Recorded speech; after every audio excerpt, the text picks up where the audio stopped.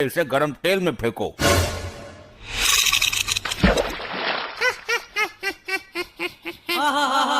ये हंस क्यों रहा है? तेल ठंडा है क्या?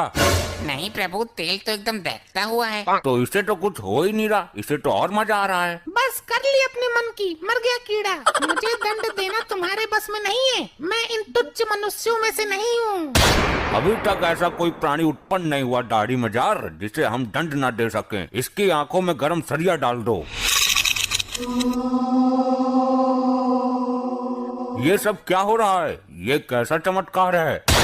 चमत्कार नहीं प्रभु, ये सब इसकी तांत्रिक विद्याओं का कमाल है। तुम्हारी अकल पर पत्थर पड़ गया चित्रगुप्त। इसकी तांत्रिक विद्याएं उसी क्षण खत्म हो गई थी जब इसने शरीर त्यागा था। नहीं प्रभु, ये टुच्चू मुच्चू तांत्रिक नहीं है। इसकी विद्याएं इतनी प्रबल हैं कि मृत्यु के उपरांत भी इसका साथ दे रही हैं। क्या मतलब? यदि ऐसा है तो इसको दंड देना बड़ा कठिन हो जाएगा। तुम मेरा कुछ नहीं कर सकते, मेरा शरीर अभी भी पृथ्वी पर सुरक्षित है। अगर ये यमलोक का द्वार किसी तरह खुल जाए तो मैं पुनः जीवित हो सकता हूँ। प्रभु, यमद्वार किसी भी हालत में ना खुले, वरना ये मुसीबत खड़ी कर देगा। हर द्वार पर पहरा बढ़ा दो, मैं भी देखता हूँ कब तक काम आती है इसकी विद्या। मैं इस यमलोक में उथल पुथल मचा दूंगा, मेरी विद्या का कमाल देखोगे। ए दुराचारी आत्मा, इससे पहले तो कुछ अनर्थ करे, मैं तेरा अस्तित्व ही मिटा दूंगा।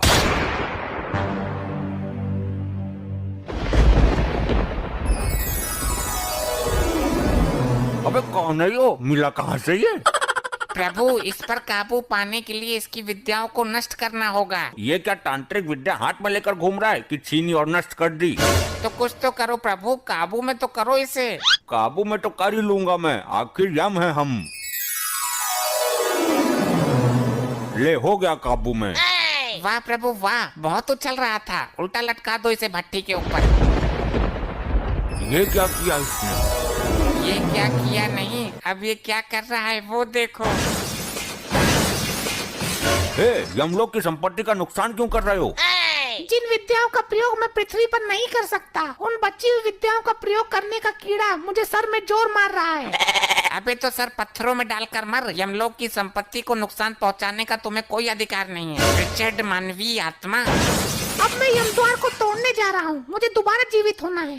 ठहरो मानव, जो एक बार मृत्यु को प्राप्त कर लेता है वो दोबारा जीवित नहीं हो पाता है। मैं होऊंगा दोबारा जीवित।